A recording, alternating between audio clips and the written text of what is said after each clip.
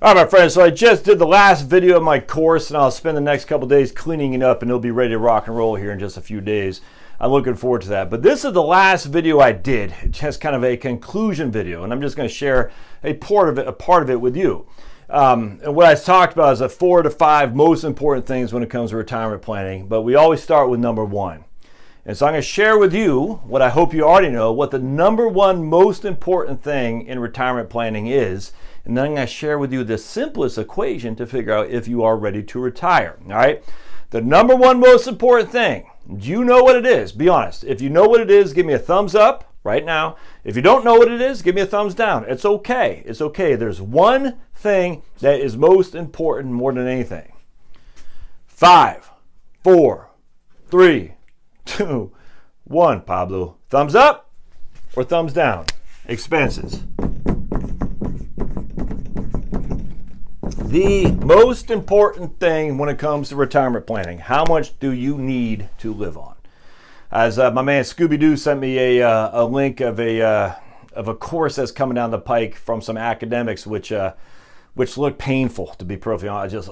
Because I hate sitting in class. I'm just like, it's like you're sitting in class.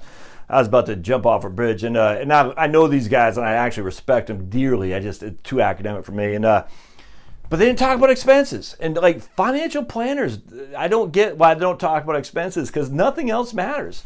If we don't know our expenses, you can't build a plan. It's the weirdest thing to me. I'm sitting there thinking, how are expenses just pushed aside? Well, anyway, that's the most important thing. Number 2, or B, is Social Security. All right, that's the second most important thing, because some of you guys, your Social Security will equal your expenses, and then you're good to go. But with Social Security, we got to figure out, if I'm 62 now and my benefit is $1,500, but my benefit at 62, my benefit at 67 is $2,000, my benefit at 70 is $2,600, and I'm 62 now, I can't be comparing these 3 benefits. It doesn't work like that. I got to compare this 2,000 times 26 to the 5th power. Because at 60, if I don't take it at 62 and I instead take it at 67, I'm not getting $2,000 a month. I'm getting $2,000 a month for my cost of living adjustments, which I'm using as a trustee's report at 2.6%. If I'm taking it at 70, I'm not getting $2,600 a month. I'm getting $2,600 a month with the cost of living adjustment of 2.6%, compounded as well at 8 times. That's what you have to compare it to. So if I'm at 62 now, I could get $1,500 a month. If I wait till I'm 67, I am not getting $2,000 a month. If I wait till I'm 70, I'm not getting $2,600 a month. I'm getting $2,000 a month adjusted for inflation, and I'm getting $2,600 a month adjusted for inflation. Now, if I take it at 62, this will still have inflation adjustments as well, or 1.026 times 8. So it's not like these don't get cost of living adjustments, they do.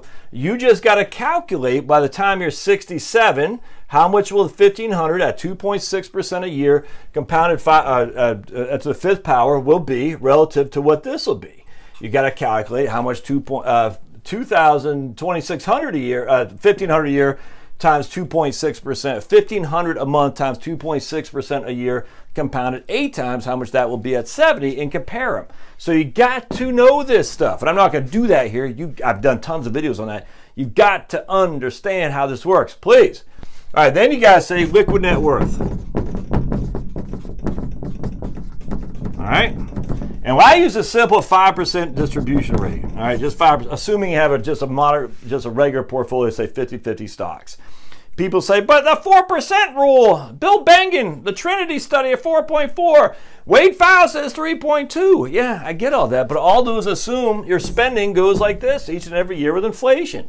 That might happen, but the vast majority of people, according to BLS, HRS, and whatnot, spending goes like this. So you have this huge gap between the 3.2, 4%, 4.4% rule and what Ty Bernicki calls reality retirement spending. So I say 5%. So if you have $100,000 in a portfolio, you can take $5,000 a year out without even blinking an eye. All right, I have no problem with that at all. All right, so the equation. We want to make sure A equals B plus C.